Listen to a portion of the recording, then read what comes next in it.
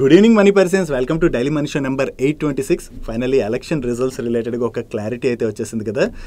NDA వాళ్ళు alliance government అయితే form చేయబోతున్నట్టుగా expectations అయితే నడుస్తున్నాయి. సో ఈ ఎక్స్పెక్టేషన్స్తోని వేరియస్ బ్రోకింగ్ హౌసెస్ ఇప్పుడు ఇన్వెస్టర్స్ ఎలా బిహేవ్ చేయాలి అండ్ ఏ స్టాక్స్ని అవాయిడ్ చేయాలి, ఎటువంటి స్టాక్స్ మీద ఫోకస్ చేయాలి, ఇటువంటివన్నీ కూడా మెన్షన్ చేస్తూ కొన్ని రిపోర్ట్స్ని రిలీజ్ చేయడం జరిగింది. దీనిలో ఉన్నటువంటి డేటా గురించి మనం ఈరోజు డైలీ మనీ షోలో డీటెయిల్గా మాట్లాడుకుందాం. దాంతోపాటు మార్కెట్లో ఉన్న ఇంపార్టెంట్ అప్డేట్స్ అన్ని వన్ బై వన్ క్విక్గా డిస్కస్ చేసేద్దాం. ముందుగా మార్కెట్ అప్డేట్ చూసినట్లయితే ఈరోజు సెషన్లో సెన్సెక్స్ 2303 పాయింట్స్ పెరిగి 74,382 పాయింట్స్కి క్లోజ్ అయినట్లయితే నిఫ్టీ 735 పాయింట్స్ పెరిగి 22,620 పాయింట్స్కి క్లోజ్ అయింది. అండ్ ఈరోజు సెషన్లో మిడ్ క్యాప్ ఇండెక్స్ 4.28% పెరిగినట్లయితే స్మాల్ క్యాప్ ఇండెక్స్ 3.26% పెరిగింది అండ్ బ్యాంక్ నిఫ్టీ 4.53% పెరిగింది. నిన్న actually election results market expect చేసిన దానికన్నా కూడా కొంచెం బిలో లెవెల్, అంటే బీజేపీ ఈసారి స్ట్రాంగ్ గవర్నమెంట్ ఫామ్ చేయొచ్చు అని చెప్పి మార్కెట్ ఎక్స్పెక్ట్ చేసింది. బట్ బీజేపీ వాళ్ళు సింగిల్ గా గవర్నమెంట్ ఫామ్ చేయకపోవచ్చు, వీళ్ళు అలయన్స్ మీద డిపెండ్ అవ్వాలని చెప్పి ఒక క్లారిటీ వచ్చేసరికి మార్కెట్ లోని నిన్న చాలా ప్రెషర్ కనపడింది. కాకపోతే ఈ రోజు చంద్రబాబు నాయుడు గారు మీడియాతో మాట్లాడుతూ ఎన్డీఏతో అలయన్స్ లో మేము ఉన్నాము, ఆ డిస్కషన్స్ రిలేటెడ్ గానే ఢిల్లీ వెళ్తున్నాం అని చెప్పి ఆయన కామెంట్ చేయడం జరిగింది. సో ఎన్డీఏ గవర్నమెంట్ ఫామ్ చేసేందుకు గాను ఆంధ్రాలో గెలిచినటువంటి కూటమి కంప్లీట్ సపోర్ట్ ఉంటుందని చెప్పి చంద్రబాబు నాయుడు గారి దగ్గర నుంచి ఇటువంటి కామెంట్స్ రావడంతోనే ఎన్డీఏ ఈజీగా గవర్నమెంట్ ఫామ్ చేయొచ్చు అని చెప్పి మార్కెట్ లోని ఒక క్లారిటీ వచ్చింది. ఆ క్లారిటీ రావడంతో అగైన్ మన మార్కెట్ లో ఈ రోజు సెషన్ లో చాలా పాజిటివ్ మూమెంట్ అన్నది బిల్డ్ అయింది. అండ్ దీంతో పాటుగా నరేంద్ర మోడీ గారు ఈ జూన్ 8 రోజున ప్రధానమంత్రిగా ప్రమాణ స్వీకారం చేయొచ్చు అని చెప్పి మల్టిపుల్ మీడియా ప్లాట్ఫామ్స్ రిపోర్ట్ చేస్తున్నాయి. సో ఈ గవర్నమెంట్ ఫార్మేషన్ రిలేటెడ్ గా మార్కెట్ కి క్లారిటీ వచ్చేసరికి ఈ రోజు సెషన్ లో మన మార్కెట్ లోని ఇంత రికవరీ చూసాం. కాకపోతే ఇక్కడ ఇన్వెస్టర్స్ ఒకటి గుర్తుపెట్టుకోవాలి, మనం ముందు నుంచి మాట్లాడుకుంటున్నాం కదా, ఈ ఎలక్షన్ ఇంపాక్ట్ ఏదైతే ఉన్నదో అది మార్కెట్ పైన కనపడేటువంటి షార్ట్ టర్మ్ ఇంపాక్ట్ మాత్రమే. ఇది మరొక 1 వీక్ వరకు అయితే కొంత కంటిన్యూ అయ్యేటువంటి అవకాశం ఉన్నది. దాని తర్వాత గవర్నమెంట్ ఫామ్ అయిపోయింది అనుకోండి, ఫర్దర్ గా మన మార్కెట్ మూమెంటం అన్నది కంప్లీట్ గా ఫండమెంటల్స్ మీద ఆధారపడి ఉన్నది. అలాగే ఈ Q1 కంప్లీట్ అయిపోతుంది కదా, జూన్ 30th కి Q1 కంప్లీట్ అయిపోద్ది. అండ్ కంపెనీస్ కూడా నెంబర్స్ పోస్ట్ చేయడం స్టార్ట్ చేస్తాయి. వన్స్ కంపెనీస్ అన్ని మంచి నెంబర్స్ ని పోస్ట్ చేసాయి అనుకోండి, ఫర్దర్ గా మన మార్కెట్ లోని పాజిటివ్ మూమెంటం చూసేటువంటి అవకాశం ఉంది. అండ్ అంతేకాకుండా కొత్తగా ఫామ్ అయ్యేటువంటి government full fledged budget session ని కూడా కండక్ట్ చేస్తుంది కదా. ఈ బడ్జెట్ లోని గవర్నమెంట్ దగ్గర నుంచి ఎటువంటి అనౌన్స్మెంట్స్ వస్తాయన్న దాన్ని బట్టి కూడా మన మార్కెట్ లోని మూమెంటం అనేది ఆధారపడి ఉన్నది. సో త్వరలో మనం ట్రాక్ చేయాల్సినటువంటి ఈవెంట్స్ ఏవైనా ఉన్నాయంటే ఒకటి Q1 రిజల్ట్స్ ని మనం ట్రాక్ చేయాలి. దీంతో పాటుగా కొత్త గవర్నమెంట్ ఫామ్ అయ్యాక బడ్జెట్ సెషన్ జరుగుతుంది కదా, ఈ బడ్జెట్ లో ఎటువంటి అనౌన్స్మెంట్స్ వస్తాయన్నది ట్రాక్ చేయాలి. జనరల్ ఇప్పుడు మనం మార్కెట్ లో చూసిన వాలటాలిటీ ఏదైతే ఉందో అది జస్ట్ మరొక కొన్ని రోజులు, అంటే ఒక కంటిన్యూ అయితే ఒక 1 వీక్ కంటిన్యూ అవచ్చు. దాని తర్వాత ఈ ఎలక్షన్ ఇంపాక్ట్ అయితే మార్కెట్ మీద పెద్దగా ఉండదు. Next generally alliance governments form చేసినప్పుడు మార్కెట్స్ పెద్దగా పెర్ఫామ్ చేయవని చెప్పి అనుకుంటూ ఉంటాం కదా. 1984 నుంచి 2024 వరకు ఎన్నిసార్లు మైనారిటీ గవర్నమెంట్స్ ఫామ్ అయ్యాయి అండ్ మన మార్కెట్స్ ఎలా రియాక్ట్ అయ్యాయి అన్నది మీరు ఇక్కడ స్క్రీన్ పై చూడొచ్చు. 1989 to 1991 ఈ టైంలో మైనారిటీ గవర్నమెంట్ ఫామ్ అయింది. బట్ సెన్సెక్స్ ఆ పీరియడ్ లోని 48.5% CAGR చొప్పున రిటర్న్స్ డెలివర్ చేయడం జరిగింది. అండ్ నెక్స్ట్ 1991 to 1996 ఈ టైంలో కూడా మైనారిటీ గవర్నమెంట్ అంటే అలయన్స్ తోని గవర్నమెంట్ ని ఫామ్ చేయడం జరిగింది. ఆ టైంలో కూడా మార్కెట్ 24.7% CAGR చొప్పున రిటర్న్స్ డెలివర్ చేసింది. దెన్ 1998 to 1999 లో కూడా మైనారిటీ గవర్నమెంటే, ఆ టైంలో కూడా మార్కెట్ మంచి రిటర్న్స్ డెలివర్ చేయడం జరిగింది. అగైన్ 2004 to 2009 టైంలో కూడా మైనారిటీ గవర్నమెంట్ అంటే అలయన్స్ పార్టీస్ తోని గవర్నమెంట్ ని ఫామ్ చేశారు. ఆ టైంలో కూడా మార్కెట్ బెటర్ రిటర్న్స్ ని డెలివర్ చేసింది. Only one time 1996 to 1998 period ఏదైతే ఉందో ఈ టైంలో మాత్రమే మార్కెట్ నెగిటివ్ రిటర్న్స్ డెలివర్ చేసింది.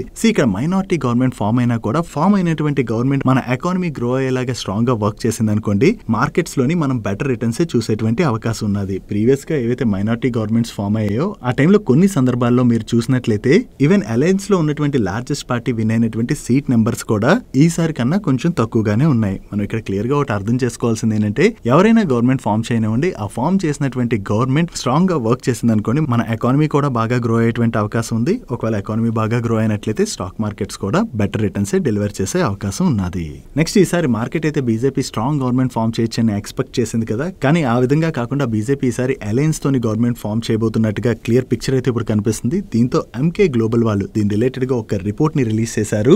ఈ రిపోర్ట్ లో వీళ్ళు ఏం షేర్ చేస్తున్నారంటే, బీజేపీకి ఒకవేళ సింగిల్ గా గవర్నమెంట్ ని ఫామ్ చేసే అంతటి మెజారిటీ కనుక వచ్చినట్లయితే వీళ్ళు ఏవైనా బిల్స్ అవి పాస్ చేయాలంటే ఈజీగా పాస్ అయ్యేవి. కాకపోతే ఇప్పుడు అలయన్స్ గవర్నమెంట్ ఫామ్ అవుతుంది కాబట్టి వీళ్ళు ఏదైనా బిల్ అది పాస్ చేయాలంటే అలయన్స్ పార్టీస్ యొక్క డిసిషన్ మీద ఇది ఆధారపడి ఉంటుంది కాబట్టి కొన్ని బిల్స్ పాస్ అవడానికి లేట్ అయ్యేటువంటి అవకాశం ఉన్నదని దీనిలో మెయిన్లీ మనం చూసినట్లయితే గవర్నమెంట్ వేరియస్ PSUs ని ప్రైవేటైజేషన్ చేయడానికి చూస్తుంది కదా. అండ్ అలాగే గా అసెట్ మోనిటైజేషన్ అది చేయడానికి చూస్తుంది కదా. వీటి రిలేటెడ్ గా ఒకవేళ అలయన్స్ పార్టీస్ కనుక నెగిటివ్ గా ఉన్నట్లయితే ఈ బిల్స్ పాస్ అవ్వవు కాబట్టి పిఎస్యూస్ రిలేటెడ్ గా షార్ట్ టర్మ్ లోని కొంత రిస్క్ ఉన్నదని, దీంతో పిఎస్యూస్ అండ్ అలాగే క్యాపిటల్ గుడ్ సెక్టర్స్ ఏవైతే ఉన్నాయో ఇవి షార్ట్ టర్మ్ లోని మోస్ట్ వల్నరబుల్ సెక్టర్స్ అని, దీంతో ఈ సెక్టర్స్ నుంచి షార్ట్ టర్మ్ లో వీళ్ళు కొంత దూరంగా ఉంటున్నట్లుగా.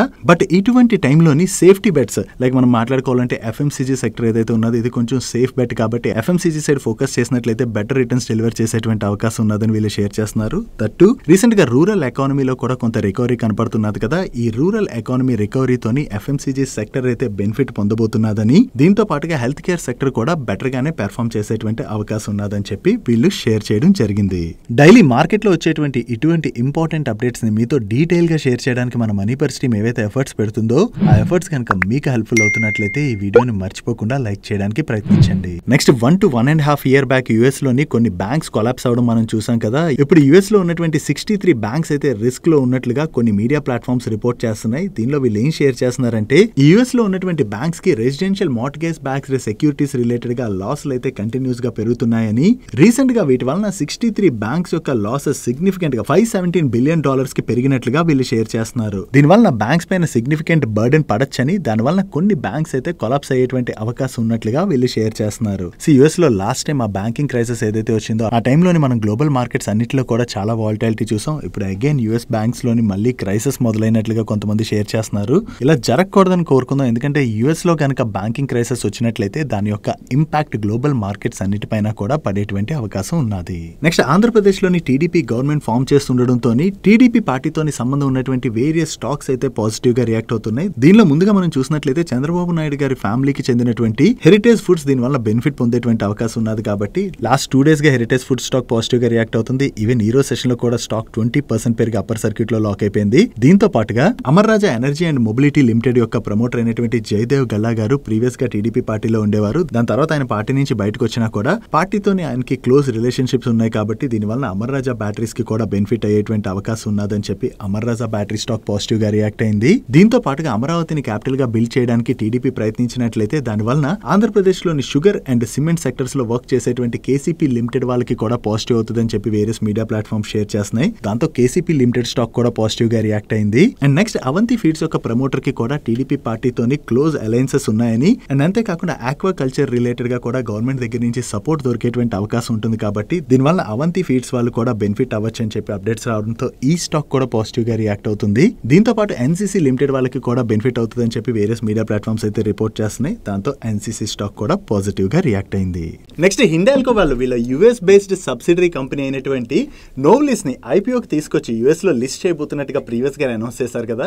కాకపోతే ప్రెసెంట్ మార్కెట్ కండిషన్స్ సరిగ్గా లేకపోవడంతో ఈ ఐపీఓని వీళ్ళు పోస్ట్ పోన్ చేస్తున్నట్టుగా అనౌన్స్ చేశారు. సో వీళ్ళ మేనేజ్మెంట్ మార్కెట్ కండిషన్స్ అన్నిటిని కూడా ఇవాల్యుయేట్ చేసి సరైన టైంలో ఐపీఓకి అయితే ఈ కంపెనీని తీసుకొస్తామని చెప్తున్నారు. Next air crafts and helicopters manufacture చేసేటువంటి హిందుస్థాన్ ఏరోనాటిక్స్ లిమిటెడ్ వాళ్ళ రిలేటెడ్ గా ఒక నెగిటివ్ అప్డేట్ ఉన్నది. వీళ్ళు మ్యానుఫ్యాక్చర్ చేసినటువంటి సుఖోయ్ 30 MK ఎయిర్ క్రాఫ్ట్ ని వీళ్ళ నాసిక్ డివిజన్ లో టెస్ట్ చేస్తుండగా ఎయిర్ క్రాఫ్ట్ క్రాష్ అయింది. కాకపోతే లక్కీలీ ఎయిర్ క్రాఫ్ట్ లో పైలట్స్ ఉంటారు కదా, ఆ పైలట్స్ ఇద్దరు కూడా క్రాష్ అవ్వక ముందే ఈ ఎయిర్ క్రాఫ్ట్ నుంచి అయితే ఎగ్జిట్ అయిపోయారు. అండ్ వీళ్ళు క్రాష్ అవ్వడానికి ఉన్నటువంటి టెక్నికల్ రీజన్స్ కూడా సబ్మిట్ చేయడం జరిగింది. ఫైనల్ రీజన్ ఏవే ఉంటుందని చెప్పి వీళ్ళు ప్రెసెంట్ ఇన్వెస్టిగేషన్ అయితే చేస్తున్నారు.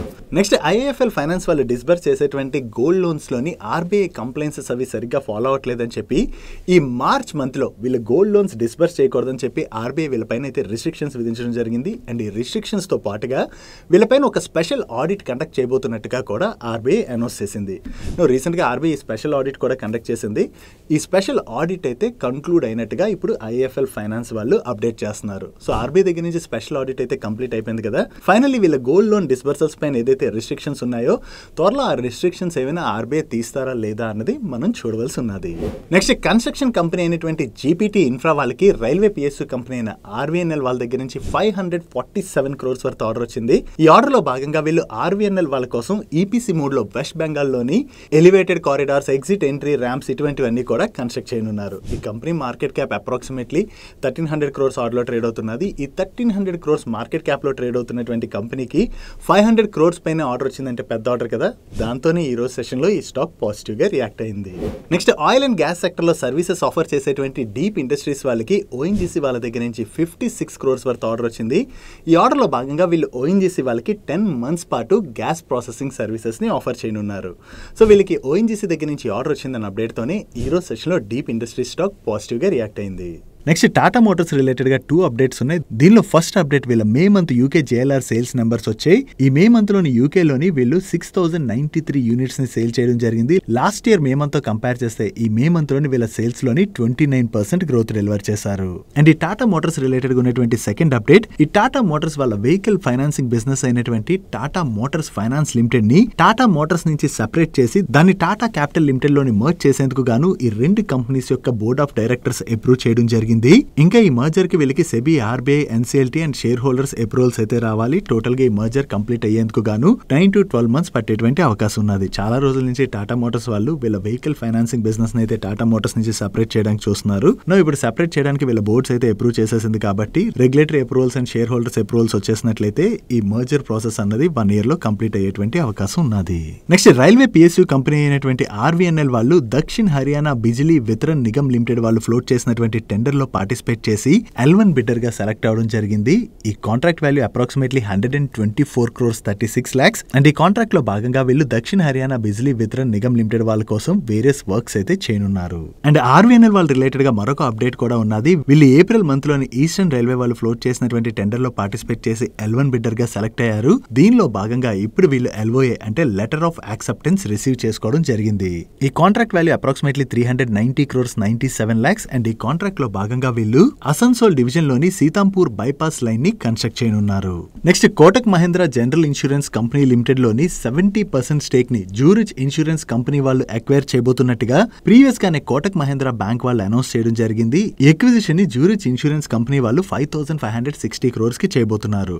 ఈ కోటక్ మహేంద్ర జనరల్ ఇన్సూరెన్స్ కంపెనీలోని జూరిచ్ వాళ్ళు ఈ స్టేక్ అక్వైర్ చేయాలంటే కోటక్ మహేంద్ర బ్యాంక్ వాళ్ళకి RBI అప్రూవల్ అయితే రావాల్సి ఉన్నది. ఇప్పుడు RBI దగ్గర నుంచి ఈ ట్రాన్సాక్షన్ రిలేటెడ్ గా వీళ్ళకి అప్రూవల్ వచ్చేసిందని, దీంతో ఇప్పటి వరకు ఈ ట్రాన్సాక్షన్ రిలేటెడ్ గా ఏవైతే రెగ్యులేటరీ అప్రూవల్స్ అన్ని కూడా కావాలో అన్ని రకాల రెగ్యులేటరీ అప్రూవల్స్ అన్ని కూడా వచ్చేసాయని, అండ్ కొన్ని అదర్ కండిషన్స్ ని ఫుల్ఫిల్ చేసినట్లయితే ఈ ట్రాన్సాక్షన్ కంప్లీట్ అయిపోద్దని చెప్పి కోటక్ మహేంద్ర బ్యాంక్ వాళ్ళు అప్డేట్ చేస్తున్నారు. సో RBI దగ్గర నుంచి వీళ్ళకి ఇప్పుడు అప్రూవల్ వచ్చేసింది కాబట్టి కోటక్ మహేంద్ర జనరల్ ఇన్సూరెన్స్ కంపెనీలోని 70% స్టేక్ ఏదైతే వీళ్ళు సెల్ చేయబోతున్నారో ఆ ట్రాన్సాక్షన్ త్వరలోనే కంప్లీట్ అయ్యేటువంటి అవకాశం ఉన్నది. వీళ్ళకి RBI దగ్గర నుంచి అప్రూవల్ రావడంతోనే ఈ రోజు సెషన్ లో Kotak Mahindra bank stock positive గా రియాక్ట్ అయింది. Next various types of snacks తయారు చేసేటువంటి గోపాల్ స్నాక్స్ లిమిటెడ్ వాళ్ళు వీళ్ళ ప్రొడక్ట్ పోర్ట్ఫోలియో ఎక్స్పాన్షన్ ప్లాన్ లో భాగంగా 2 న్యూ ప్రొడక్ట్స్ ని లాంచ్ చేశారు. దీనిలో ఒకటి కోలాపూరి బదంగ్ అండ్ సెకండ్ వన్ ని సాబుదానా చివాడా. ఈ 2 ప్రొడక్ట్స్ ని కూడా వీళ్ళు మన ఇండియన్ కన్స్యూమర్స్ టేస్ట్ కి తగినట్లుగా ట్రెడిషనల్ స్నాక్ సెగ్మెంట్ లోని లాంచ్ చేశామని, అండ్ ఈ ప్రొడక్ట్స్ నేషనల్ వైడ్ ఉన్నటువంటి major retail stores and online platforms లోకి వీళ్ళు అవైలబుల్ లోకి తీసుకురాబోతున్నట్టుగా షేర్ చేయడం జరిగింది. సో ఈ కొత్త ప్రొడక్ట్స్ ని వీళ్ళు లాంచ్ చేశారు కదా, ఒకవేళ మార్కెట్ లో ఈ ప్రొడక్ట్స్ కి మంచి రెస్పాన్స్ వచ్చి సేల్స్ గానీ బాగా పెరిగినట్లయితే అది గోపాల్ స్నాక్స్ వాళ్ళకి బెనిఫిట్ కానున్నది. సో వీళ్ళు 2 ప్రొడక్ట్స్ లాంచ్ చేశారన్న అప్డేట్ తోనే ఈ రోజు సెషన్ లో గోపాల్ స్నాక్స్ స్టాక్ పాజిటివ్ గా రియాక్ట్ అయింది. నెక్స్ట్ బ్రోకింగ్ సర్వీసెస్ ఆఫర్ చేసేటువంటి ఏంజల్ వన్ వాళ్ళు వీళ్ళ మే మంత్ బిజినెస్ అప్డేట్ ని రిలీజ్ చేశారు. ఈ మే మంత్ లోని ఓవరాల్ గా వీళ్ళ యావరేజ్ డైలీ టర్న్ ఓవర్ లోని లాస్ట్ ఇయర్ మే మంత్ తో కంపేర్ చేస్తే 98.8% గ్రోత్ డెలివర్ చేయడం జరిగింది. అదే ప్రీవియస్ మంత్ తో కంపేర్ చేస్తే 4.5% గ్రోత్ డెలివర్ చేశారు. And F&O segment average daily turn over లోని లాస్ట్ ఇయర్ మే మంత్ తో కంపేర్ చేస్తే 99.4% గ్రోత్ డెలివర్ చేసినట్లయితే ప్రీవియస్ మంత్ తో కంపేర్ చేస్తే 4.5% గ్రోత్ డెలివర్ చేశారు. అండ్ వీళ్ళ క్లయింట్ ఎక్విజిషన్ లో కూడా ఇయర్ ఆన్ ఇయర్ లో చూసినా మంత్ ఆన్ మంత్ లో చూసినా డీసెంట్ గ్రోత్ డెలివర్ చేయడం జరిగింది. ఓవరాల్ గా ఈ మే మంత్ లో వీళ్ళ బిజినెస్ లోని డీసెంట్ గ్రోత్ డెలివర్ చేయడంతో ఈ రోజు సెషన్ లో ఏంజల్ వన్ స్టాక్ పాజిటివ్ గా రియాక్ట్ అయింది. నెక్స్ట్ నజారా టెక్నాలజీస్ వాళ్ళ సబ్సిడరీ కంపెనీ అయినటువంటి అబ్సల్యూట్ స్పోర్ట్స్ వాళ్ళు యుఎస్ కి చెందిన ఎంటర్టైన్మెంట్ కంటెంట్ వెబ్సైట్ అయిన soapcentral.com యొక్క అన్ని అసెట్స్ ని అక్వైర్ చేసేందుకు గాను వీళ్ళు అసెట్ పర్చేస్ అగ్రిమెంట్ లోకి ఎంటర్ అయ్యారు. అండ్ ఈ వెబ్సైట్ యొక్క అసెట్స్ ని వీళ్ళు 11.6 crores కి అక్వైర్ చేయనున్నారు. అండ్ ఈ ట్రాన్సాక్షన్ నెక్స్ట్ 30 days లో క్లోజ్ అయ్యేటువంటి అవకాశం ఉన్నది. అండ్ ఈ వెబ్సైట్ ని అక్వైర్ చేయడం ద్వారా ఎంటర్టైన్మెంట్ సెగ్మెంట్ లోని వీళ్ళ పోర్ట్ఫోలియోని అయితే ఎక్స్పాండ్ చేసుకోబోతున్నట్లుగా, అండ్ ఈ soapcentral.com వాళ్ళు క్యాలెండర్ ఇయర్ 23 లోని 5.2 crores రెవెన్యూ జనరేట్ చేయడం జరిగింది. ఈ ట్రాన్సాక్షన్ కి కంప్లీట్ గా ఫండింగ్ ని వీళ్ళ క్యాష్ రిజర్వ్స్ ఏవైతే ఉన్నాయో వాటిని యూజ్ చేయడం ద్వారా ఫండ్ చేయబోతున్నారు. సో ఈ కంపెనీని అక్వైర్ చేయడం ద్వారా ఎంటర్టైన్మెంట్ సెగ్మెంట్ లోని వీళ్ళ పోర్ట్ఫోలియోని ఎక్స్పాండ్ చేసుకుంటున్నారు కాబట్టి ఫ్యూచర్ ఫ్యూచర్ లోని ఈ సెగ్మెంట్ ద్వారా కూడా వీళ్ళకి మంచి రెవెన్యూస్ జనరేట్ అయ్యే అవకాశం ఉన్నది. సో వీళ్ళ దగ్గర నుంచి ఎక్విజిషన్ రిలేటెడ్ అనౌన్స్మెంట్ రావడంతోనే ఈ రోజు సెషన్ లో నజారా టెక్నాలజీ స్టాక్ పాజిటివ్ గా రియాక్ట్ అయింది.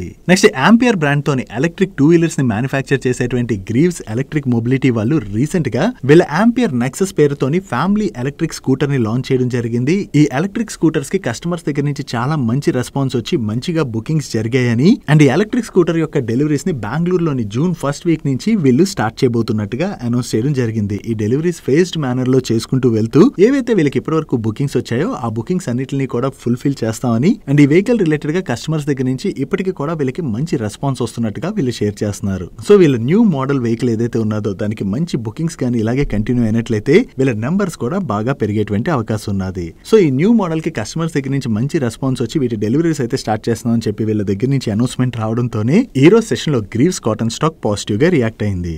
నెక్స్ట్ టిటాగ్రా రైల్ సిస్టమ్స్ వాళ్ళు బెంగళూరులోని వీళ్ళ కొత్త ఇంజనీరింగ్ సెంటర్ ని ఇనాగ్రేట్ చేయడం జరిగింది. ఈ సెంటర్ లోని వీళ్ళు train controlling and monitoring systems related గా కొత్త ప్రొడక్ట్స్ ని డెవలప్ చేయబోతున్నట్లుగా అండ్ ఈ సెంటర్ కోసం అని చెప్పి వెల్ ఎక్స్పీరియన్స్డ్ ఇంజనీర్స్ ని వీళ్ళు హైర్ చేయబోతున్నట్టుగా షేర్ చేస్తున్నారు. సో కొత్తగా ఇంజనీరింగ్ సెంటర్ ద్వారా వీళ్ళు న్యూ ప్రొడక్ట్స్ ని లాంచ్ చేసి ఆ ప్రొడక్ట్స్ కి కనుక రైల్వేస్ దగ్గర నుంచి మంచి రెస్పాన్స్ వచ్చిందనుకోండి అది టిటాగ్రా రైల్ సిస్టమ్స్ రిలేటెడ్ గా పాజిటివ్ కానున్నది. That's it for today's daily మనిషి. ఈ రోజు డైలీ మనిషిలో మేము షేర్ చేసిన ఇన్ఫర్మేషన్ మీకు నచ్చినట్లయితే ఈ వీడియోని లైక్ చేయండి అండ్ ఈ video me friends and family members helpful అవుతుంటే ఈ వీడియోని వాళ్ళకి షేర్ చేయండి. అండ్ మీరు ఇదే ఫస్ట్ టైం మన మనీపర్స్ ఛానల్కి వచ్చి ఛానల్ ఇంకా సబ్స్క్రైబ్ చేయలేనట్లయితే ఇక్కడ ఉన్న ఛానల్ లోగో మీద క్లిక్ చేసి ఛానల్ సబ్స్క్రైబ్ చేసుకుంటూ పక్కన ఉన్న బెల్ ఐకాన్ లోని ఆల్ నోటిఫికేషన్స్ యాక్టివేట్ చేసుకోండి.